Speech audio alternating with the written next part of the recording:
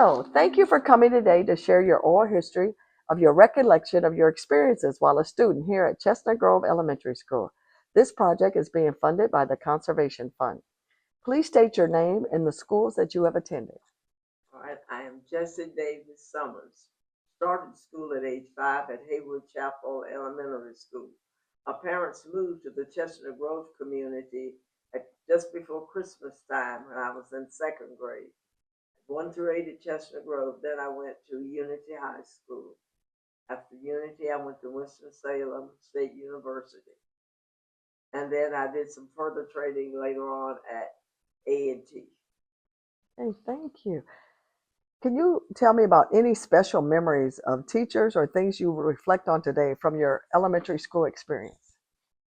As I look back, I had some great teachers that I really liked. One of the teachers that impressed me most was Mrs. Mary Newton Morrison, my fourth grade teacher. And what impressed you about her? Well, the way she loved working with children, especially those that seemed to not quite understand or have a hard time. She took that special moment just to share with you to make you believe that you could. What lessons did you learn while you were a student here? Ooh.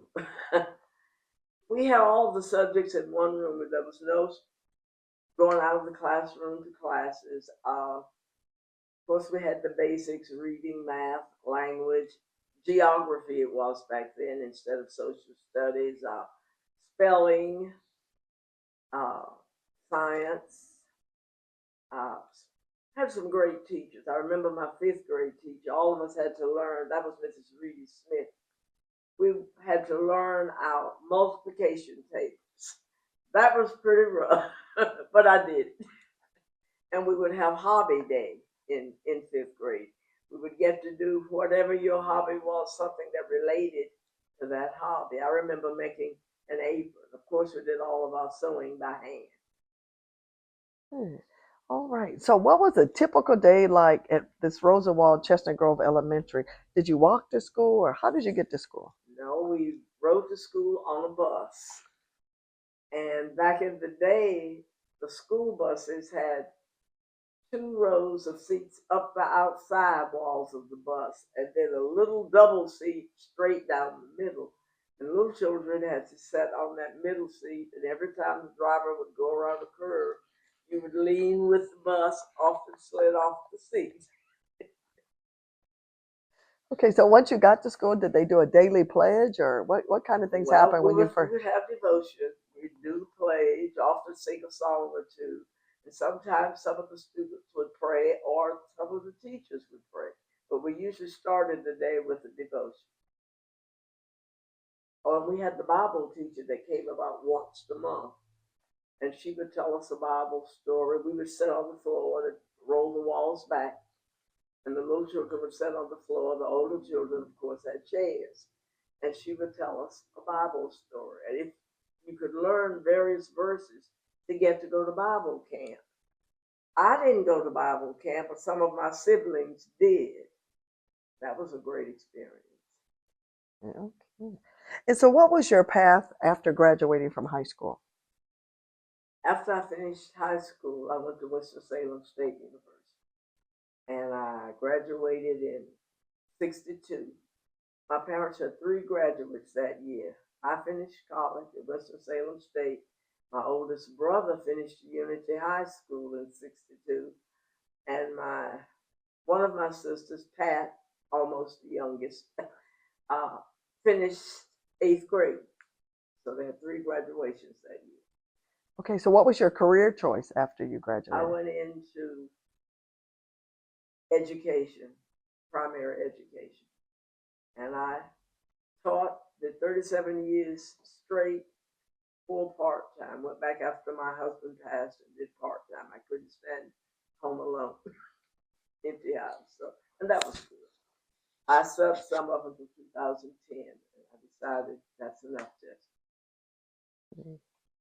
So, while you were a student here, was there ever any discussion about you going to a segregated school, or was that something that wasn't talked about? Or Well, We just knew we went to our schools and they went to their schools. There were times my parents were sharecroppers, and there was a white family that lived not too terribly far from us. Often they would be coming home from school and we would be in the field in the fall, gathering, picking cotton, and they would make remarks, unnecessary remarks to us. Mama always said, keep your eyes on your road, just look straight out the road and ignore them. So that's what we did. But it had an about face to that story. When integration came in the fall of '69, my first year in the integrated system, an open house came. This young man walked in. I knew who he was. I think he knew who I was from the expression on his face. But his little girl was in my classroom. I didn't say a word. He didn't either.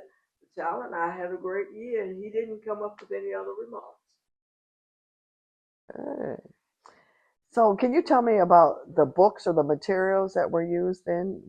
Was there new books here at Chestnut Grove Elementary? No, they were well used books. Often three or four names preceded our name. Sometimes they were names that we recognized, and often they were not names that we recognized, but our books had been used And who were they used by? by children. So, what type of discipline was used here at Chestnut Grove Elementary? Whatever was needed. If your teacher felt like you needed paddling, they would paddle, and if they paddled, they were sure to let your parents know. And if you got one at school, you had one waiting when you got home. Okay. So, at the time that you went to school here, what were the bathroom facilities like? The restrooms? Uh, I think we had one bathroom for the girls and the boys. However, back at Haywood's Chapel, we had the outhouse that we had to go to. So, they were inside bathrooms when There you were got here? inside bathrooms at Chestnut Grove. Right. And what was for lunch on a typical day here at Chestnut Grove Elementary? Whatever Mama put in our lunch bag or lunch box. And she was good about making us cookies, and we'd have sandwiches and so forth. But oftentimes our classmates would have peanut butter crackers and bologna sandwiches, and we thought that was the good stuff because Mama had made us ham biscuits or steak biscuits, but we would often trade those for peanut butter crackers. Deceived, how deceived we were. Okay. Well, is there anything else that you would like to add about your time here at Chestnut Grove Elementary?